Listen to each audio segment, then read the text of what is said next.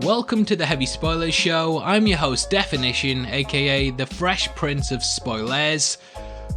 That was bad.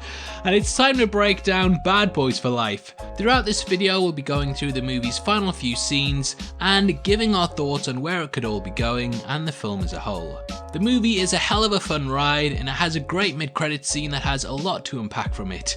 It sets up a big sequel coming down the line and we may be getting Bad Boys 4 a lot sooner than you think. Now obviously there's gonna be heavy spoilers here, so if you haven't seen the movie yet and don't want to know what happens, then I highly suggest that you turn off now. With that out of the way, I just want to give a huge thank you for clicking this video. Now let's get into our breakdown of Bad Boys for Life.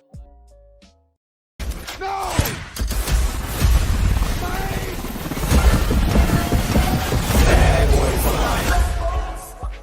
Bad Boys for Life once more centers around Marcus Burnett and Mike Lowrey. The film opens with the former telling the latter that he wishes to retire in the wake of his grandson being born because Marcus is too old for this ish. Throughout the movie, it sort of jumps back and forth between whether he's gonna retire or not, and I loved seeing the once exuberant Martin Lawrence dealing with the fact that he may not be a spring chicken anymore. As we get older, it's something we all have to deal with, and his performance against the ever youthful looking Smith is really well portrayed.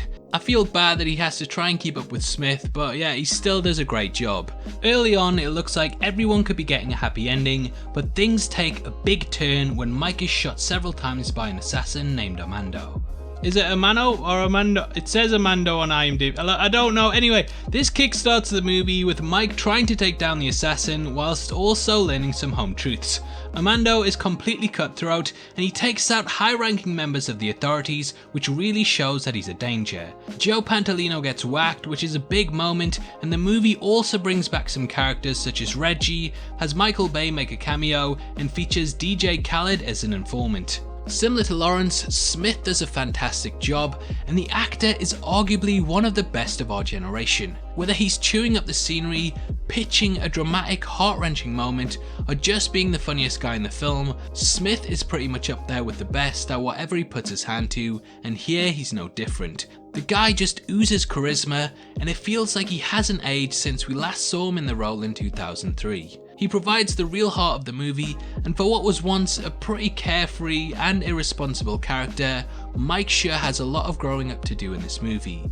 We learn that before the events of the first Bad Boys film, Mike was pulled from the police academy and placed undercover in a Mexican drug cartel. It's revealed that during this mission, the character fell in love with the cartel's leader's wife named Isabel. Mike took down the cartel and Isabel was included with this, and she ended up going to jail with them. Mike genuinely loved her and he even promised to run away with her. However, duty came before dishonor and he ultimately had her arrested too, as he was well aware of how dangerous she was. We see this exemplified in the film with Isabel becoming one of the big bads. She's pretty much the Emperor Palpatine of the film, controlling it all from the shadows. You can see how Mike was captivated by her though, and also why he realized that it was for the best not to have her running around unchecked.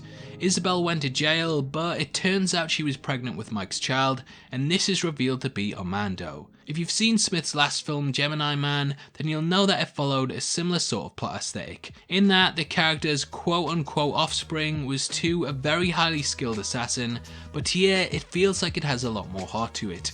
Armando is a great character, and you can see why they're planning on moving ahead with him in a sequel, which I'll talk about later in the breakdown. After he helped her escape prison, Isabel has been instructing Armando to take down all of the people involved in the cartel's demise, and it's up to Mike and Marcus to catch him. From the off, Bad Boys for Life doesn't miss a step, and it really is a thrilling ride. Considering it's been almost 20 years since Bad Boys 2, you would think that this would feel a bit dated and obsolete, but it doesn't at all. I really went into the movie expecting this to be a disaster, even though I loved the second film and thought the first was okay. I don't know though, there was just something about that trailer that seemed pretty meh to me. I'm happy to say though that I completely misjudged the film and it's really good. The movie perfectly balances humour, action and drama, and this feels like it restarts the franchise on the right footing and then kicks a field goal with it. Mike and Marcus really feel like their lives are at stake here, and whilst the other movies had their tongues placed firmly in their cheeks, here it appears they could go down at any second. That's no easy task, and the script is helped massively by its supporting cast, made up of Mike's ex Rita, who is the lead on a group named AMO, which stands for Advanced Miami Metro Operations. In the end, Mike, Marcus and AMO go to Mexico City in order to confront Isabel, where Mike argues with her about how she raised Armando. Isabel tries to escape in a helicopter, but Marcus manages to down it, and he incapacitates the character. This causes a blaze to start that plays into the ending and the big turn of one of the main villains. Mike confronts Armando to convince him that he's his father, and though he initially doesn't believe it, Isabel confirms it, much to his surprise. Isabel tries to kill Mike but shoots Armando instead, and she's taken out by Rita. With a fire raging at the location, it looks like it's over for our heroes, but Armando actually risks his life to save them. It's a big move for him, as the character almost dies himself. They manage to make it out, and though Mike tells Armando that he will have to pay for his crimes, Mike will be there for him. After this, Rita is named the new police captain, and Mike and Marcus are put in charge of AMO. They finally got that happy ending that they all wanted, and in the end, it turns out they were bad boys for life. That's your ending explained there. Though this closes out the main part of the movie, that doesn't mean it's over, and the film actually sets up a sequel that we know is now being fast-tracked by Sony. Before we get into that though, I just want to let you know we're giving away a free copy of Dr. Sleep to one random subscriber. All you have to do to be in with a chance of winning is like the video, subscribe to the channel, and leave your thoughts on Bad Boys for Life in the comment section below. The winner is going to be chosen at random on the 15th of February, and the set will be shipped out from then to whoever gets the prize, so best of luck to everyone who takes part. Anyway, the mid-credits scene shows Mike visiting Armando in jail. The latter seems to have come to terms with his sentence, and he actually seems to repent for all of the bad things that he's done in his life. He's ready to pay his debt to society. However, Mike has actually come to him with a proposition. Though we don't know exactly what it is, I think it's safe to assume that this will help to shorten his sentence, and it may involve the two working together in order to get him out of jail faster than a chance card in Monopoly. It looks like Mike's son will be getting a redemption arc next time, and though it is possible that he could just be providing intel from his cell, because yeah, let's face it, why would the Miami PD want him out in the wild? I actually think that the two will team up together on a mission. But Def, what about all those policemen he killed? Look, shut up. This is Bad Boys for Life. The guy's been a bad boy since he was born in prison, and I do think that the two will be working together to put the kid back on the right track. This scene clearly sets up a follow-up film, and we might be seeing a sequel sooner than the agonizing 17-year wait between this film and the last one. The Hollywood Reporter recently broke the news that Chris Bremner, a writer on Bad Boys for Life, is currently penning the script for a fourth movie. Sony really had difficulties getting the sequel off the ground and moved through several scripts and directors, but it now looks like they have the foundations in place to build upon this, and we will be seeing a follow-up to Bad Boys for Life very, very soon. As for the film itself, I had a hell of a lot of fun with it, and this is definitely my favourite out of the trilogy.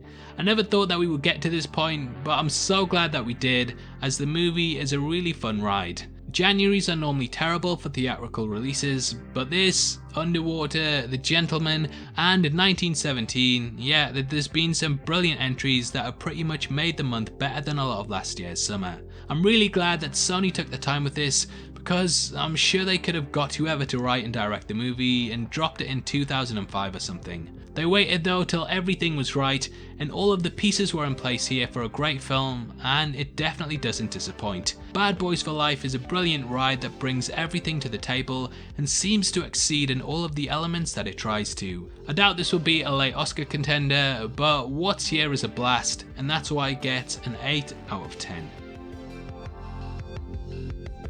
Now obviously I'd love to hear your thoughts on Bad Boys for Life and what you want to see in a sequel. Comment below and let me know, and if you enjoyed this video then please give it a thumbs up, and make sure you check out our breakdown of our favourite movie of the month, 1917, which is going to be linked at the end.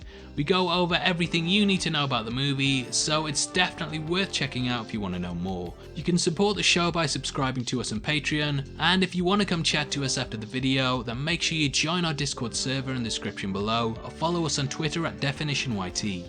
That's the best way to keep up to date with everything we do at Heavy Spoilers, and hopefully we see you over there very, very soon. This is a channel for people who are mad into movies, so if that's the kind of thing you like, hit subscribe. Thanks again for taking the time to watch this. I've been Definition, you've been the best, and I'll see you next time. Take care, peace.